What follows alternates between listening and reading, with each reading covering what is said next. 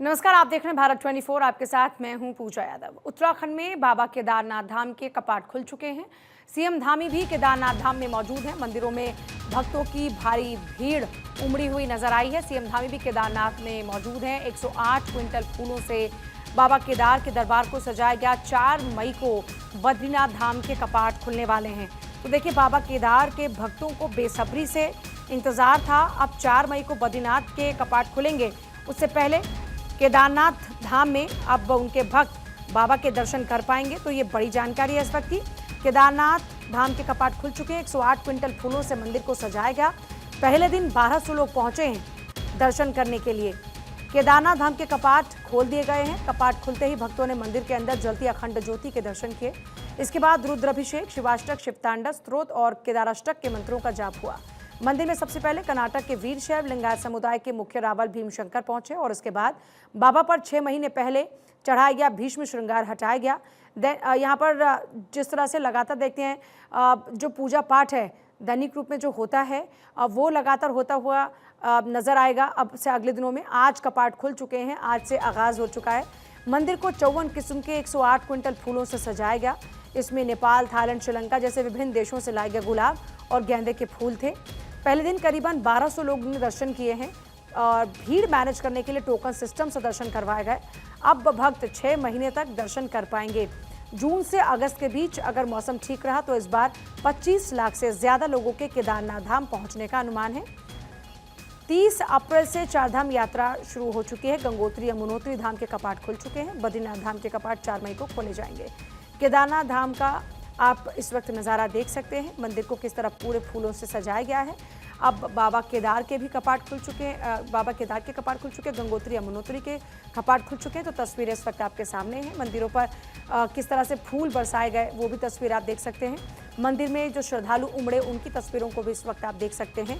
केदारनाथ धाम पर भक्तों पर फूलों की बारिश की गई।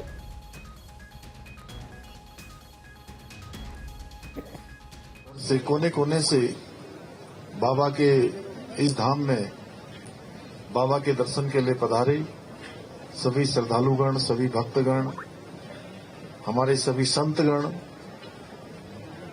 और मुख्य सेवक का भंडारा जो आज तीसरे वर्ष आयोजित किया जा रहा है, उसके पूरे आयोजक, संयोजक भाई हिमांशु चमोली जी और उनकी पूरी टीम जो लगातार प्रयास करके शुरुआत के दिनों में प्रयास करते हैं कि जब तक यात्रा की व्यवस्था पूरी तरह से व्यवस्थित नहीं हो जाती है तब तक वो भी ये भंडारा करके यहाँ पर योगदान देते हैं, उनकी पूरी मित्र मंडली। देखिए, तस्वीरों को आपने देखा। आप जहां पर आपने देखा कि भक्तों की भारी भीड़ नजर आई, साज सज्जा नजर आई, मंदिर की पुष्प वर्षा नजर आई। अब कपाट खोले जाने के मौके पर सीएम धामी ने कहा कि आज हमने यहां पीएम मोदी के नाम पर पूजा भी की है। आज आतंकवाद, अलगाववाद जैसे मुद्दे जो हमारे सामने हैं, बाबा हमारे प्रधानमंत्री को शक्ति देंगे। ऐसी घटना करने वाले दुश्मन राक्षसों का खात्मा होगा। उन्होंने कहा कि हमने बाबा के दरबार में पहुंचकर आज ये अरदास भी लगाई है कि हमारे प्रधानमंत्री को शक्ति दें और ऐसे दुश्मन राक्षसों का खात्मा हो। हमारे प्रधानमंत्री श्री नरेंद्र मोदी जी बाबा के अनन्य भक्त हैं और उनके प्रधानमंत्री बनने के बाद ही 2013 की आपदा के बाद ये पूरा क्षेत्र, पूरा बाबा का परिसर तहस नहस हो गया था। यहाँ का नवनिर्माण हुआ है, पुनर्निर्माण हुआ है और हर बार हमारा प्रयास रहता है कि बाबा के अनन्य भक्त प्रधानमंत्री श्री नरेंद्र मोदी जी के नाम से पूजा हो और बाबा उनको शक्ति दे कि जो भी परिस्थितियां हों वो उन सब परिस्थितियों में बाबा के आशीर्वाद से सफल होंगे, देशवासियों के आशीर्वाद से सफल होंगे। और देखिए, सीएम पुष्कर धामी ने एक्स पर एक पोस्ट किया है। जगत गुरु आदि शंकराचार्य को सीएम ने नमन किया। सनातन संस्कृति के गौरव को पुनर्स्थापित करने वाले अद्वैत वेदांत के प्रणेता और 4 मठों की स्थापना कर राष्ट्र को आध्यात्मिक सूत्र में पिरोने वाले जगत गुरु आदि शंकराचार्य की जयंती पर उनको कोटिशः नमन। आपका जीवन और ज्ञान हम सभी को धर्म, ज्ञान और एकता के पथ पर चलने की प्रेरणा देता है। सीएम पुष्कर सिंह धामी ने एक्स पर पोस्ट किया है और इस पोस्ट में जगत गुरु आदि शंकराचार्य को मुख्यमंत्री ने नमन किया है। उनकी जयंती पर कोटिशः नमन। सीएम पुष्कर सिंह धामी ने इसी को लेकर एक एक्स पर पोस्ट की, जिसकी तस्वीरें भी इस वक्त आप देख रहे हैं। जगत गुरु आदि शंकराचार्य को सीएम ने किया नमन। सीएम पुष्कर सिंह धामी ने एक्स पर पोस्ट किया। जगतगुरु आदि शंकराचार्य को सीएम ने किया नमन।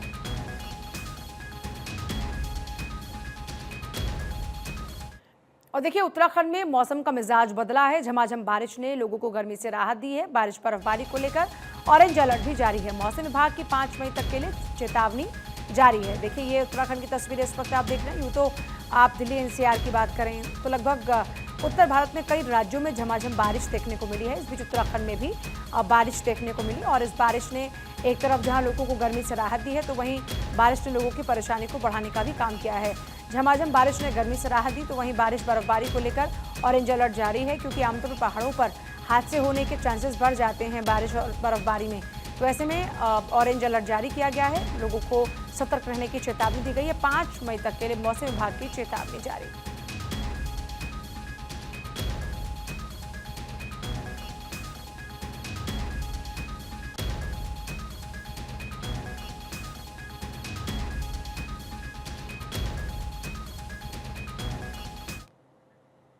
और अब खबर हरिद्वार से, जहां मौसम ने अचानक से करवट बदल ली है। सुबह करीबन 8 बजे से तेज बारिश शुरू हो गई।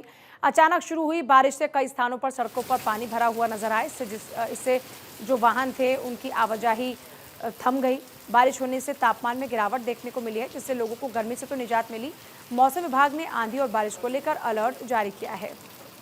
तो सड़कों पर पानी जमा है, गाड़ियों की रफ्तार थम गई है और आंधी बारिश को लेकर अलर्ट जारी किया गया है। लोगों को गर्मी से तो निजात मिली है, क्योंकि तापमान में गिरावट दर्ज हुई है बारिश के कारण, लेकिन जो वाहन की आवाजाही है, वाहनों की वो आवाजाही थम गई, क्योंकि सड़कों पर पानी भरा है और ऐसे में तेज बारिश के कारण रफ्तार पर ब्रेक लगा है।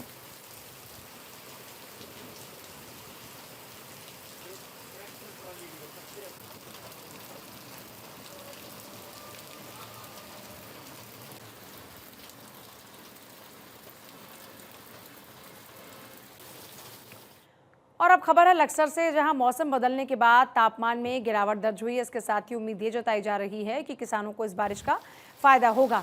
तो देखिए, जो बारिश हुई है, अनुमान ये है कि इस बारिश से जो किसानों की फसलें हैं उनको राहत पहुंचने वाली है, या यूँ कहिए कि उनकी जो उत्पादन क्षमता है इससे वो बढ़ने वाली है। खबर क्योंकि लक्सर से है और यहाँ पर मौसम बदलने के बाद तापमान में गिरावट दर्ज हुई है और उम्मीद है कि इससे जो किसानों की जो फसल है उसको फ़ायदा होगा और किसानों को इस बारिश से फ़ायदा होगा, ऐसा आकलन है।